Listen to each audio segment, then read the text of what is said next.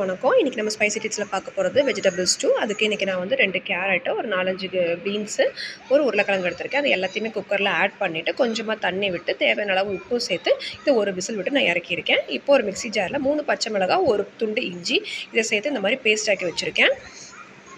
இப்போ ஒரு பேனில் ஒரு 2லேருந்து 3 டேபிள் ஸ்பூன் எண்ணெய் சேர்த்துக்கோங்க. ஒரு துண்டு பட்டை, 2 கிராம்பு, கொஞ்சமாக கருவேப்பிலை தழை, ஒரு பெரிய வெங்காயம் அது வந்து நல்லா இந்த மாதிரி நீல வாக்கில் கட் பண்ணி சேர்த்துக்கோங்க.